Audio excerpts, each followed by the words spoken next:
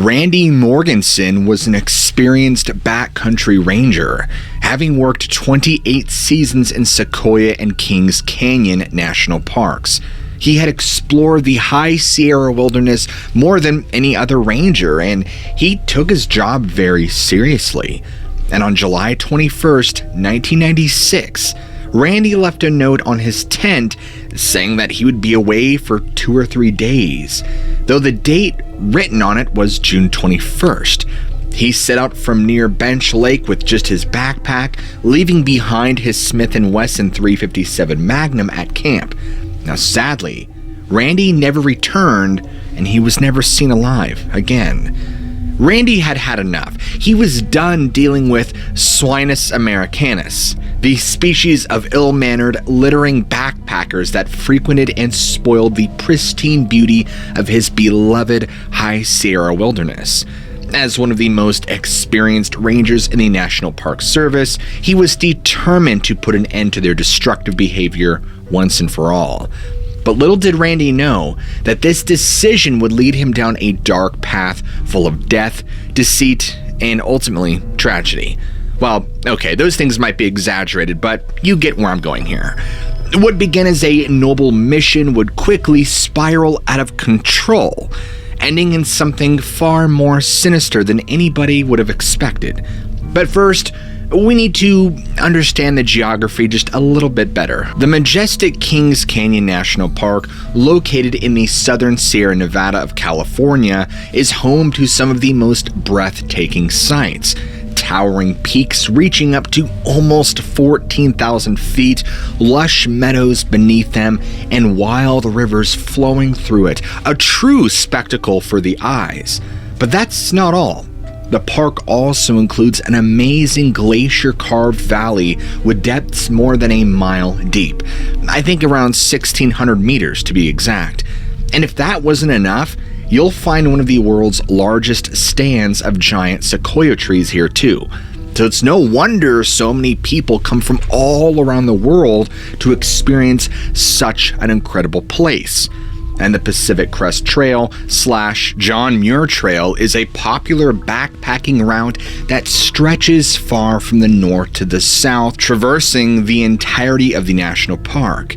Now, it's estimated that 99% of the park's visitors alone just stay on designated trails, leaving most of the untouched beauty of the natural landscape in the hands of experienced or unexperienced backcountry rangers. For those looking for a true wilderness experience, this would be your one chance to explore one of California's most beloved gems. And this is exactly where our story begins. Randy Morganson was a seasonal ranger for the National Park Service, reapplying for his job nearly every summer with no medical benefits or even a retirement plan in sight. In fact, he would join 14 other backcountry rangers who had been coming back for more than a decade, some for 2 decades, and their reward wasn't monetary, but the joke was that they get paid in sunsets, and their families only eligible for a one-off $100,000 payment if Randy was, to die in service, but no pension. It was clear that none of these guys were in this for the money, but rather something else, something far deeper than any monetary gain and greater than anything that this world could offer them, at least in terms of it not being nature. They were in it to serve and protect the national parks that brought them so much joy and solace over the years, as well as everybody who visited them. Now, Gordon Wallace, one of Sequoia and Kings Canyon National Park's earliest backcountry rangers in the 1930s, warned future rangers of its captivating beauty. And he spoke of its power to entrance visitors, claiming that once it had them in its grasp, it would never let them go. His plea was clear: you do not come here unless you are willing to be enslaved by its charms. Now, little did he know that generations to come would heed his words, and many would indeed fall under the spell of these incredible parks. That sounds pretty sinister, doesn't it? Randy trudged through the pristine wilderness, scowling at the piles of backpacker garbage that Morganson had so aptly named, as he collected yet more and more discarded trash, a task he repeated on each of his regular inspections of the backcountry. He hated to see such a beautiful place be spoiled by those who were too careless to take care of it.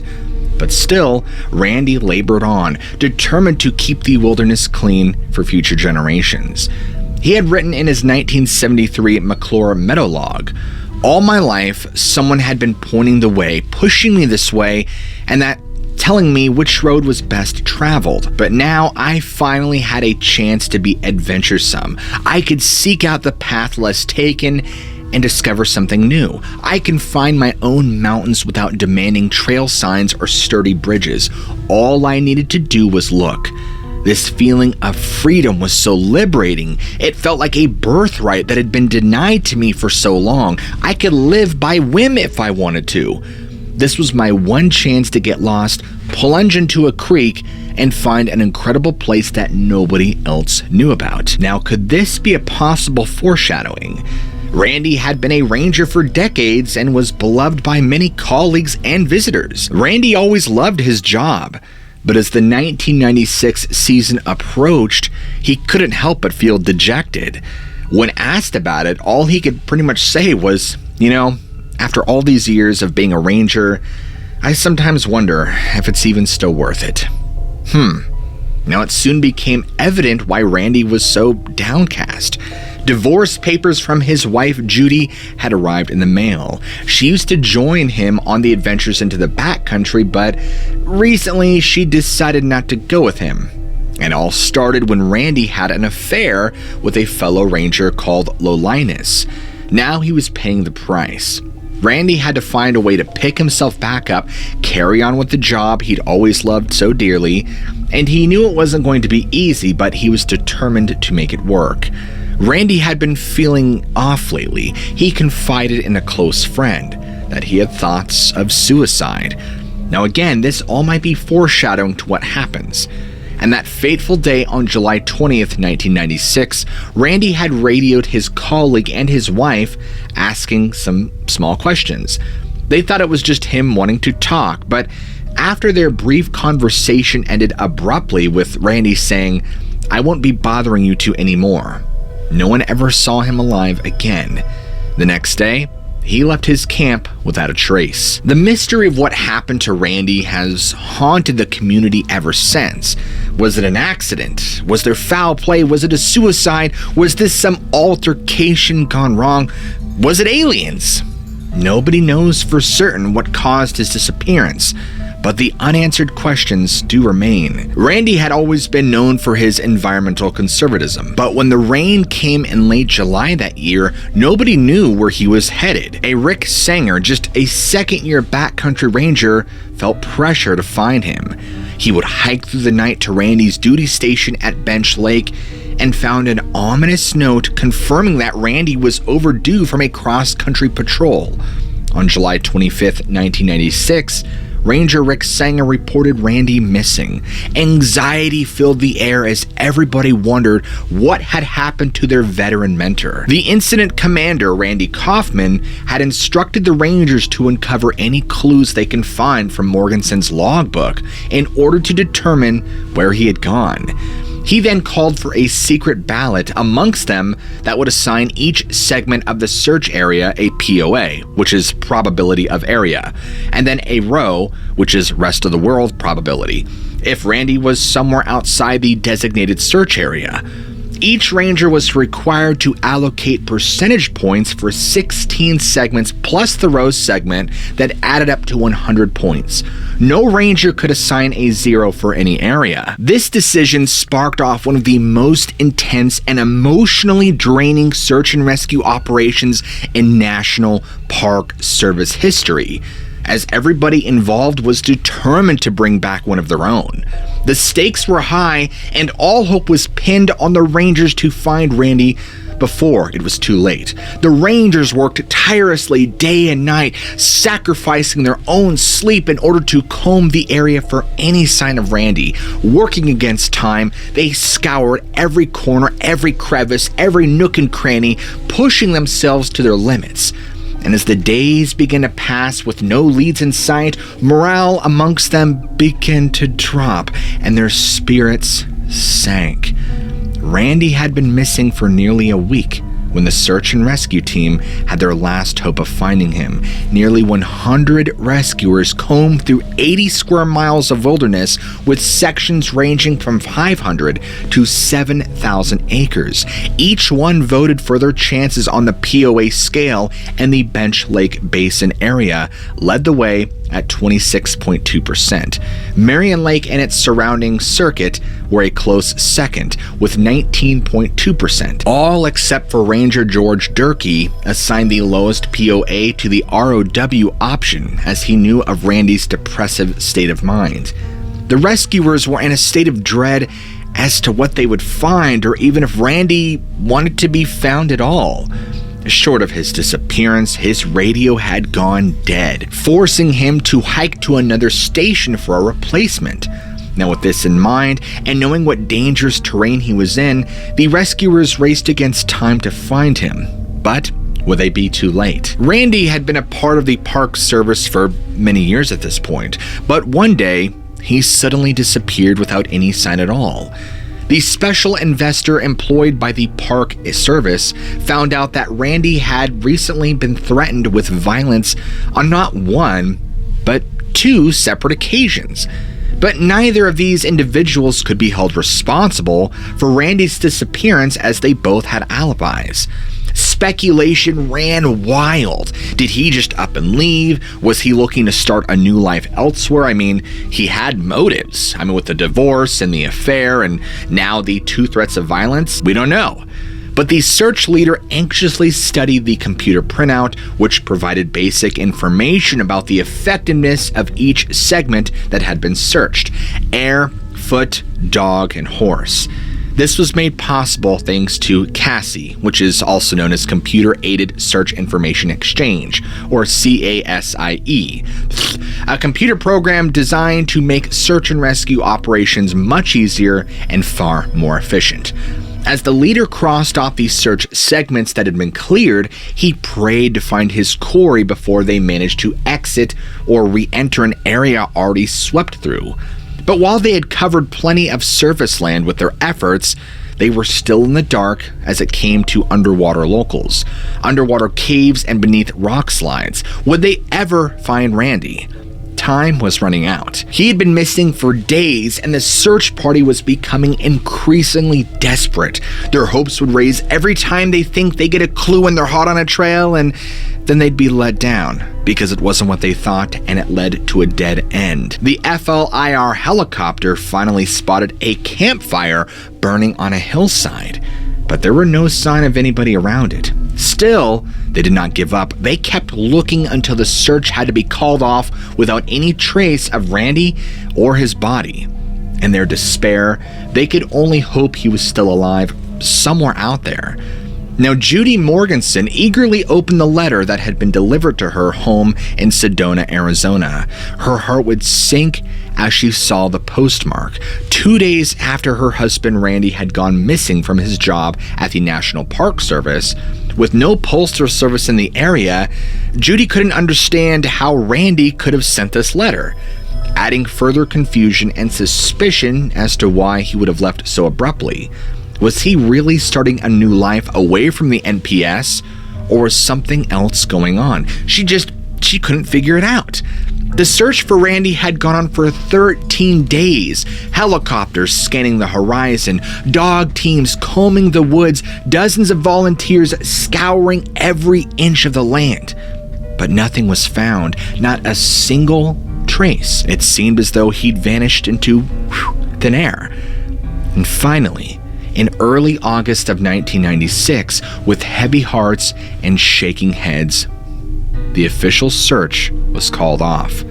Nobody knew what had happened to Randy or where he could have gone. He'd completely disappeared without a footprint left behind. Despite the mounting despair and unanswered questions, hope never waned that he would be found safe and sound one day.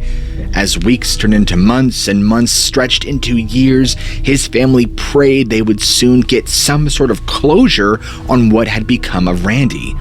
But the mystery of Randy's disappearance remained unsolved until the worker had been venturing off trail on that fateful day in July of 2001, 5 long years after the search had been called off for Randy. In a remote gorge far from the outermost borders of the search area, he heard the sound of a waterfall cascading down into pools below. He ventured cautiously closer, and to his surprise, noticed something that seemed a little out of place. Some fresh evidence. Could it be that after so many years without answers, could this finally be the breakthrough they had been waiting for? Rangers were summoned to the scene and soon came across a weathered shirt bearing Morganson's badge. And not far from it lay a backpack, its buckle fastened and a boot half submerged in the water. On closer inspection of the boot, something white protruded from it. A leg bone. The boot and the bag seemed to match Randy's reported gear, just as his family had described it. Now, horror struck the investigators as the realization of what had happened slowly set in. Morganson had been found, but not in the way anyone expected. Investigation and recovery teams were flown in, eager to uncover the truth. Then, in a surprising twist of fate, they discovered a functioning park-issue radio perched atop the towering waterfall, an unexpected find that threw everybody off balance. The radio was on, but had not been found at the bottom like all the other evidence. Rangers recalled searching this very gorge and crossing at this exact spot where the radio had been found. They knew Randy had surely been in these mountains, but it was unclear if this is where he had perished. This realization left them all with a nagging sense of unease as they pondered what could have happened here. Retired Sierra Subdistrict Ranger Alden Nash believes that Morganson's tragic fate had been sealed on the day of his disappearance. In one fateful misstep, he had somehow stumbled through a fragile snow bridge and tumbled down into an icy abyss below. His leg broken, his body lay hidden by the snow for days as search teams desperately combed the area in an attempt to locate him. But it was Judy who, in a dream during a rescue, saw a dead man floating in a lake, a grim vision of what was to come. In the end, that's exactly how Morganson's life had ended, frozen beneath the snow and ice. Now, Eric Blem had a theory about what had happened to Randy Morganson, the subject of his book, The Last Season. He claims that he doesn't think it was an accident. Now, he believes that Randy may have wanted to make it appear as if he had died on the job in order for Judy, his wife at the time, to get her $100,000 benefit from the government, a policy that would not be honored in the case of suicide. He mentions that if he wanted to throw off the dogs or sucker people into believing something had happened, that Randy did a great job of doing so. Years had passed since the disappearance of Randy Morganson, and with his bones gnawed on and there's only little evidence, it's really hard to say exactly what happened. This unfortunate mystery may never be solved. On June 23, 2021, Ken Elliott, a pump technician working alongside hydrogeologist Daniel Robinson, saw the latter for the last time at a remote drill site deep in the Arizona desert. The location was near Buckeye along Sun Valley Parkway and Cactus Road. It was 9:15 or so in the morning, and it was Daniel's second job of the day. Little did Ken know that that would be the last time he'd ever see his colleague, as tragedy soon struck and Daniel vanished without a trace. Daniel drove off into the desert, leaving behind a cloud of dust. His family and friends were left with questions and worry. but no answers. Weeks would pass with no sign of Daniel, until one day, his Jeep was spotted in an area that had already been searched. Inside the vehicle were all of his belongings, including his clothing, and interestingly, one of his boots was lodged underneath. Investigations began to try and locate Daniel, but the family sought a private investigator because this PI believed there were suspicious details in this case. Was it suicide or had something sinister happen?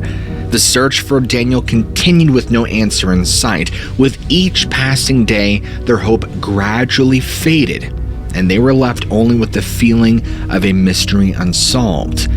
Daniel Robinson grew up in Columbia, South Carolina, the youngest of 4 children. He had a passion for the outdoors, music, and traveling, always close with his family and remaining in constant contact. In 2019, he graduated from the College of Charleston with a major in archaeology. His luck soon changed when he received an offer to work at the prestigious engineering firm Matrix New World in Tucson. He was described as a 5'8" African-American man weighing 165 pounds with black hair and brown eyes, with an unfortunate birth defect leaving part of his right forearm and hand missing. It seemed like his life was on the upswing, but sadly, that wasn't the case. Ken Elliott remembered it being an abnormally cool day when he first met Daniel Robinson. He had never seen him before, but they were to work together on a deep well. They talked about the weather and other casual chit-chatting, but soon enough, Daniel seemed to be distracted by something. Ken thought something was wrong. He had no idea what it was. Little did Ken know his life would never be the same from then on. Elliott watched as the man stared off into the desert, his eyes distant and unfocused. He would turn back to Elliott, and when their gazes met, Elliott immediately wondered if he was on drugs or had some kind of medical condition. But he also noticed that the man's pupils were normal and not small, so he continued to observe his behavior curiously. Suddenly, the man walked back over to his Jeep, opened the door, got in, put on a seatbelt, looked at Elliott one last time before waving goodbye and just casually taking off. And as he drove away into the horizon, Elliott was left with a feeling of mystery about what exactly had just happened. Time seemed to stand still as Elliott pondered all the possibilities. What could have been going through the man's mind? Was he in trouble, or was there something else at play here? Whatever it was, Elliott knew one thing for certain. That moment would stay with him forever.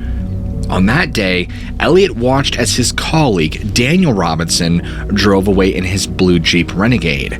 As he told his coworkers by phone what had happened, he assumed that Daniel was just unwell and would call in sick. But to everyone's surprise and confusion, they never heard from him ever again. Now, that same day, a missing person report was filed with the Buckeye Police Department. And later on, Elliott followed the tracks of Robinson's Jeep in the rain-soaked dirt road and found out that instead of heading left at a T-junction towards Phoenix, as expected, Robinson had turned right, going deeper into the Sonoran Desert. A chill ran down Elliott's spine as he realized now something dreadful must be going on. The search for the missing man was unyielding. Buckeye PD sent out UTVs, cadaver dogs, and searchers on foot to comb through any chance of finding him. The sky was filled with drones and Phoenix Firebird helicopters from the Civil Air Patrol scouring the area, searching for any clues that might lead to Daniel's whereabouts. Police had arrived at Robinson's apartment on June 24th, but were not allowed inside until July 7th, a full 2 weeks after he went missing. The Civil Air Patrol hadn't been contacted until then, their volunteers ready to take to the skies in hope of finding something amiss. Now, as time went on, it seemed as if all hope had been lost. But then a faint glimmer of hope would emerge, and the search for Robinson continued on.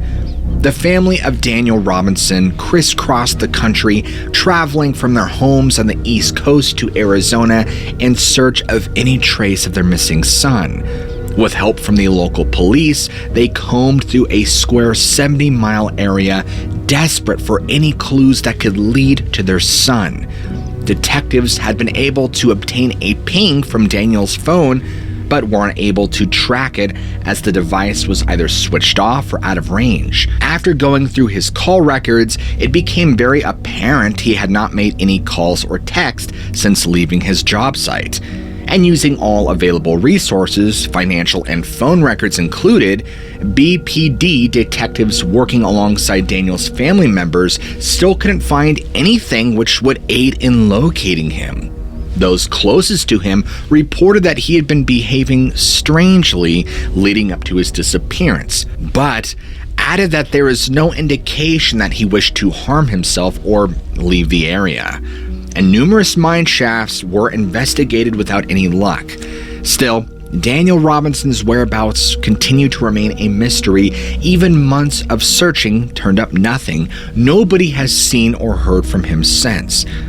On that fateful day of July 19th, 2021, Brandon Shelton was out doing his usual rounds on the ranch when something caught his eye.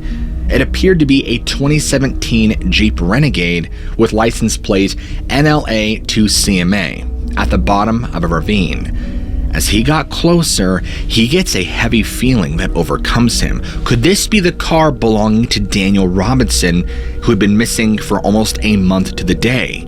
He called for help, and soon sirens were blaring as emergency services rushed to the scene. But upon arriving, there's no sign of Daniel. All that remained was an empty vehicle in a desolate location. Where did Daniel go? In that moment, all hope seemed lost. The mystery of what happened to Daniel still remains unsolved. The sun was setting and a chill had now settled in the air as Brandon had made his chilling discovery. When the sirens had arrived, it filled the silent ravine with an eerie sound. The feeling of dread would hang heavy in the air, and in that very moment, all hope seemed lost. Robinson's Jeep crash-landed on its side with a loud thud, shattering glass and denting and damaging the metal. Amidst the wreckage, police were able to find evidence that Robinson had been wearing a seatbelt and that his airbags had deployed upon impact. But what perhaps was most striking of all was the single-size 11.5 Red Wing work boot that remained stuck beneath the truck as if frozen in time by this tragic scene. It was a solemn reminder of how quickly life can be taken away. Now, as he drove through the Buckeye area, Shelton couldn't help but notice something peculiar down in a ravine that led to I believe it's called the Hassayampa River. An old car with its doors still closed and no signs of dust or dirt on its exterior. He was certain it hadn't been there for long, as his inquisitive cows would have certainly licked it if it had been there any longer. I mean, with 14,000 acres of land to graze, his cattle would have surely noticed this lone boot, and the Jeep, of course. Now, the Jeep was hidden in the rough terrain, unseen by those searching. So when rescuers finally discovered it, there were noted that there was personal belongings inside, clothing, keys, a wallet, phone, all neatly placed alongside Robinson's shirt and bottled water. There were even jeans and other miscellaneous clothes like work clothing and an orange work vest. Oh, and of course there were 2 mismatched socks, one Adidas, one Nike. Now, this kind of gave you an insight into the young man's last moments before he disappeared without a trace. Despite an air search from the Department of Public Safety, there was an extensive foot search of the ravine below. But no trace of Robinson could be found, nothing but animal bones that had been long dead. Unfortunately, this didn't change when a human skull was discovered on the 31st of July. Its identity still remains unknown. Now, it was not Robinson, and it seemed his fate would remain a mystery forever. Desperate for answers, the family decided to hire private investigator Jeff McGrath, a former police officer specializing in accident investigations. At the end of July, after scrutinizing GPS data, he uncovered that the Jeep had been involved in multiple collisions after Daniel's mysterious disappearance and before it was discovered tumbling down a ravine. The evidence from the vehicle revealed an alarming timeline. 4 hours after Daniel went missing, there was a crash. The airbags deployed, and then the vehicle traveled another 11 miles before being involved in yet another collision with some paint transfer visible on it. It was evident that something sinister had happened, but what? To their son? Why? These questions still lingered as they waited for more information. Now looking closer, McGrath revealed that after the airbags had been deployed, the ignition was actually turned on at least an additional 46, yes, 46 times, all within the 11 miles that it had drove. But what does this mean? Investigators were perplexed, rightfully so. They could not comprehend why Robinson would have driven out into the desert and then, in a state of delirium, strip off all of his clothes and wander away from his car. Jeff McGrath was particularly skeptical on that theory, claiming that it makes no sense that even if he was delirious, that he's still going to take his time to put one shoe under the car. I mean, come on. He believes that there is a deliberate wreck out there, and he thinks about it more for a moment, and he shudders at that thought alone. What would drive someone to do something so sinister? It seemed like a horrible nightmare, an unsolved mystery, but only time would tell.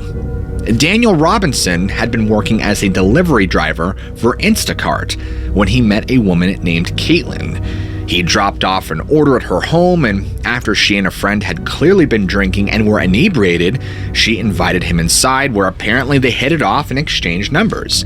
Now, within a week's time, Daniel apparently unexpectedly showed up at Caitlin's house and began sending her texts professing his love and adoration towards her.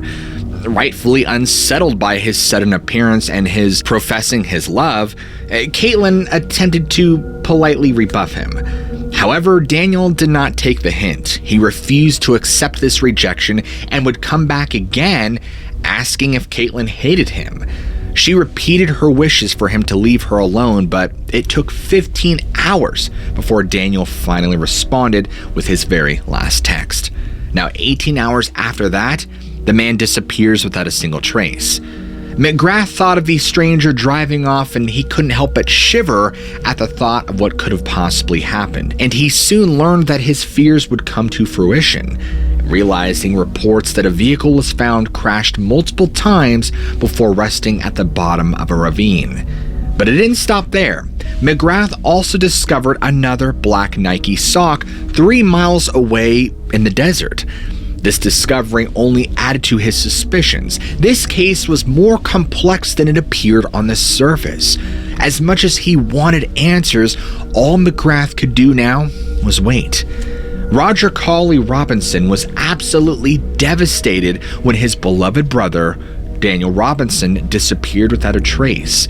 McGrath and Daniel's family had grave concerns that the Buckeye PD were not carrying out a thorough investigation into Robinson's mysterious disappearance. They couldn't believe that as soon as Daniel's father arrived in Arizona from South Carolina, police handed over all of his belongings, clothes, possessions, and car with no questions asked. Now, after months of unanswered questions and desperate searching for clues, Roger still feared it was too late. And he claimed that if they acted quickly at the beginning, none of the family would be here by now, trying to locate his brother and looking for answers. That possibly, just possibly, they might have the truth. I would just like to make a note here at the end and say that these missing person videos that I'm doing are all dedicated to the families of these missing persons, and that in my hopes of creating these can somehow potentially solve a case or provide closure or answers for the aching, hurting families. So I plead with you, the viewer, if you guys have any information on any of the cases we've talked about today, please go ahead and call the local PDs and give them the information. I hope you guys enjoyed today's video. I have a lot of cool content coming your way. As always, I love you all. Keep an open mind, and I'll see you guys in the very next video.